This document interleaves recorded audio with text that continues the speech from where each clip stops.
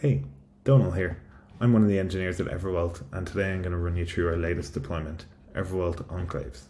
Enclaves provide the simplest way to deploy your applications into an AWS Secure Nitro Enclave. Enclaves are a highly constrained compute environment. What this means is they have no persistent storage, no shell access, and have networking disabled by default. This means they're pretty ideal for processing sensitive workloads where you never want the data to be leaked. Along with this, enclaves also allow for cryptographic attestation. This means that you verify the code running in the enclave before you send any sensitive data to it. Let's take a quick look at how this attestation works before we go and deploy an enclave. As you can see here, we have a client and an enclave. When a client connects, the measurements of that enclave are first checked and verified. If the measurements are valid, the client can trust the connection and proceed to send request data. Now imagine a line of code is changed in the application to do something malicious. When the client attempts to connect, the enclave measurements will have changed and the client will refuse to connect to the enclave. Now let's take a quick look at actually deploying an enclave with two simple commands. Okay, so we've got VS Code open here. For this demo, we're going to deploy a Node.js application which is used for creating key pairs and signing and verifying data. So in the application, we've got three routes. The first is key/generate, which generates a public key and a private key and returns them to the user. It's worth noting for later that the public key and private key are returned in plain text to the user. The next route is key/sign. What this does is it takes in the private key and a piece of data and signs that data with the key pair. It then returns that signature to the user. The next endpoint is key/verify, which simply takes in a public key, data, and its corresponding signature and verifies that the data was signed by that key pair. Simple enough. And then we have a Docker file for the app, which simple has a Node 16 base image, and then it copies over all the relevant configuration files and then exposes the port, and then starts up the web server. It's worth noting that it's agnostic to enclaves, and we can get started straight away by creating an Evervault API key, which we'll do right now. Okay, so we're in the Evervault dashboard here, and what we need to do is create an API key.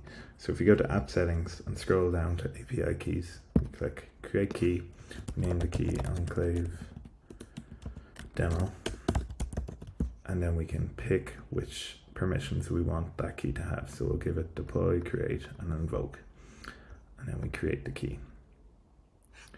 And then take this key, copy it, make sure to copy it because once it's created you can't see it anymore. We then want to take that API key and put it into our environment just for this demo. So we have export ev API key equals, and now that's stored. So now what we want to do is initialize the enclave.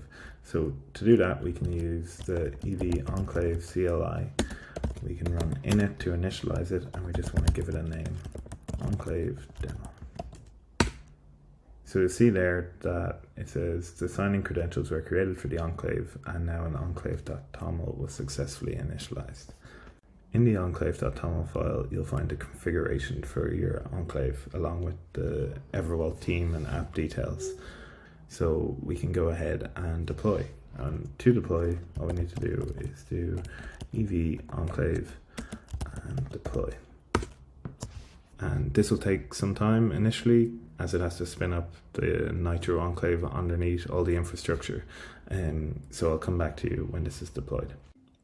Okay, the enclave is now deployed, and if we scroll back through the log, we'll see that first it was built, and then the measurements of the enclave were displayed, and then it was zipped, uploaded to Evervault, and then deployed on Evervault infrastructure. And then a URL is given for that enclave running. If we go to the enclave.toml file, we'll see the PCOs or measurements were also appended to this file, so you can see them there as well. With the enclave deployed, we can now actually hit it with a request. So with the URL, I can hit the key generate endpoint, and I need to give it authentication, as this enclave has been deployed with authentication enabled. So I can provide the API key we created earlier, which had invoke capabilities. So we can see here the cage has returned a public key and a private key. And the issue with this is that the private key shouldn't be in plain text. We want it to be only visible within a secure enclave. That's what we'll do next. To do this, we can make use of the crypto API available within the enclave. So if we go to index.js, we can add a line here to make a request to localhost on port 9999. And this API has /encrypt and /decrypt. This is only available in a deployed enclave, and you can pass in data to be decrypted or encrypted. So here we'll pass in the private key, and then we get back the result, and we can take the data out of that result and take the private key back that was passed in. And that's it. So if we deploy again, our private key should be returned encrypted to us. I'll deploy now. Okay, so I've deployed with the new change, and you'll notice that some of the PCORs have changed. This is because the code itself has changed, and therefore the measurements of the code running in the enclave have changed. So now if we send a request back to the enclave and generate the key, we'll see now that we get the public key in plain text as before, but we actually encrypted the private key. So this private key has never been in plain text outside of the enclave, which is what we want. Okay, so now that we have an encrypted private key, we can take this and use it in our sign and verify endpoints. You might be thinking that we need to add a decrypt call in the sign endpoint, but there's actually a feature within enclaves called automatic decryption. Any data that's passed to the enclave that's encrypted will automatically be decrypted, so it can be treated as plain text. Because of this, we don't actually need to update the sign endpoint. So if we take this private key, and if we look at that previous request and update it, so we can now hit the sign endpoint, we can add a content type, and we can add a body of data to be signed. So we need to pass in the encrypted private key,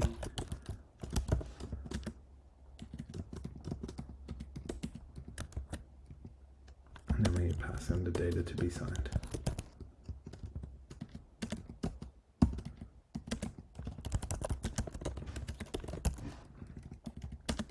We send that, we'll get a signature back. Now, with this signature, we can then verify that the payload is correct and signed by that key pair.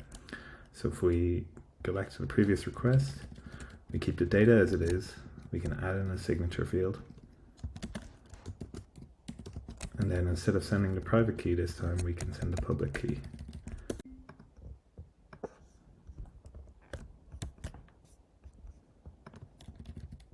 We update this field to be the public key and pass in the plain text public key, and then we need to change the endpoint to verify. And if we send this, it should verify the signature. So we see there it's true. And if we send that again with a different signature, you change this by 1 digit, we'll see that it's actually a false signature. So by deploying this app into an enclave, we've been able to generate a key pair and then sign and verify data with that key pair without the private key of the key pair ever being exposed in plain text outside of an enclave.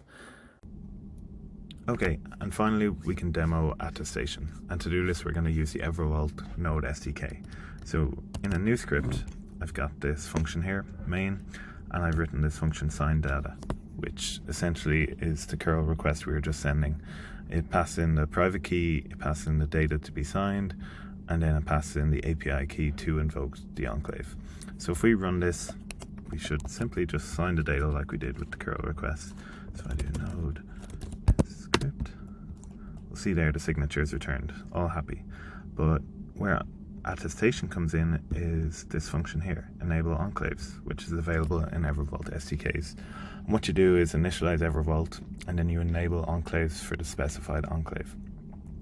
So our enclave's name is enclave demo, and we've specified the PCOs we expect to be returned from that enclave. So if I run this now with enclaves enabled, it will attest the connection before we send any data to it. So if I run it here, we'll see that Attestation is enabled successfully and the signature is returned again. So to the user, this looks very similar. I've added in that log about Attestation enabled successfully. But if we were to actually change the PCOs, so let's say we expected something different and the enclave didn't return them. So a simple change. And if I run this again, we'll see now that we get an error, a cage attestation error. And then if we scroll up, we'll see that the PCOs didn't match and that no sensitive data was sent to the enclave because we didn't trust it. And that's essentially attestation in action.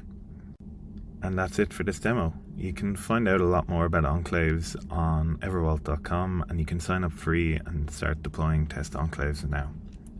Thanks for listening.